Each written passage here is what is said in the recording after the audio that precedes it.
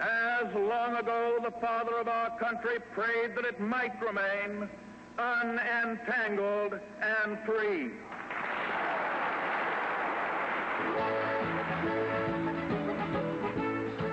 Italian troops training at the leash were set off to invade Abyssinia. Il Duce was encouraged in his African venture. The League of Nations had taken no action in the Wall controversy, and Mussolini was aware of a secret agreement between France and Britain not to interfere with his plans.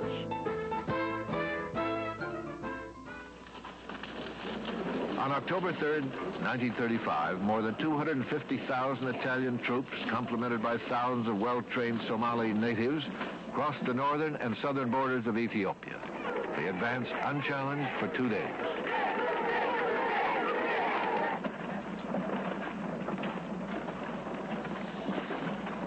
From Addis Ababa, Selassie announced to the world that Italy was the aggressor. He fervently hoped that his barefoot soldiers with World War I weapons would be rescued from massacre by the League of Nations.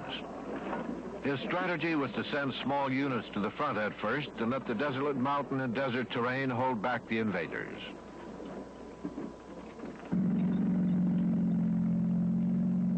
The first major confrontation was at Adawa, the site of the Italian defeat in 1896. Perhaps not since the invention of gunpowder had one army enjoyed such military supremacy.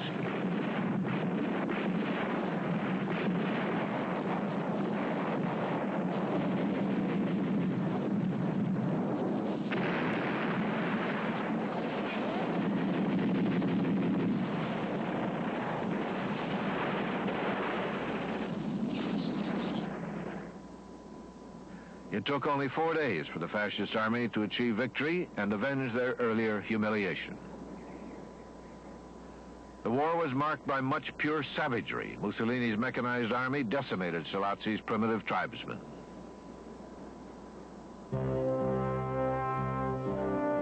France's Pierre Laval, whose secret agreement paved the way for Mussolini's conquest, guided the League of Nations toward the imposition of only mild sanctions against Italy.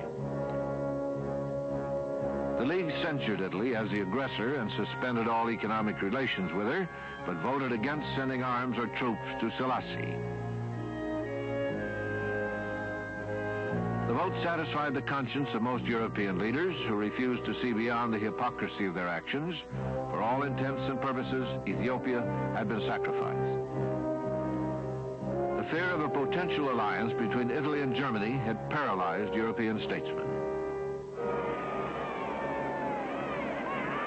In un tempo in cui Roma aveva Cesare, Virgilio ed Augusto. Mussolini protested that his cause was just and resigned Italy from the League of Nations. World opinion turned against Italy.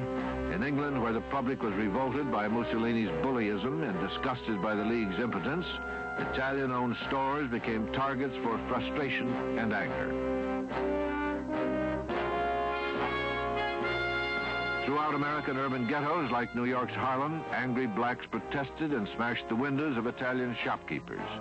Nevertheless, government policy remained neutral.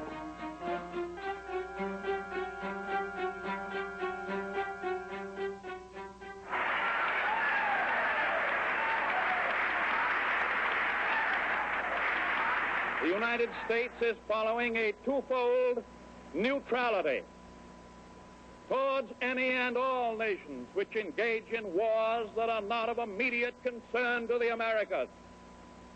First, we decline to encourage the prosecution of war by permitting belligerents to obtain arms, ammunition, or implements of war from the United States. Nations seeking expansion. FDR did manage to get Congress approval of a moral embargo on trade with Italy of all raw materials except oil. I think it would be quite fair to say, with hindsight certainly, that the United States did very little to enforce any moral embargo other than making protestations and declarations. I think it's quite clear that had there been an effective embargo against oil for the Italian war machine, that the Italian invasion would have had to come to a halt.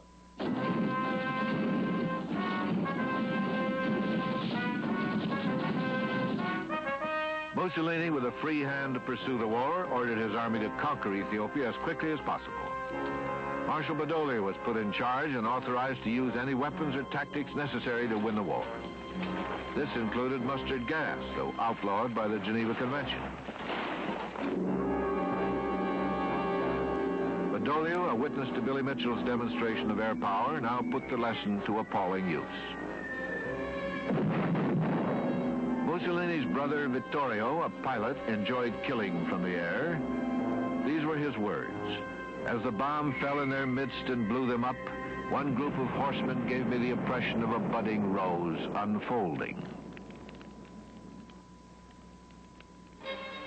Reports of poison gas, indiscriminate bombings, and other atrocities stunned the Western world.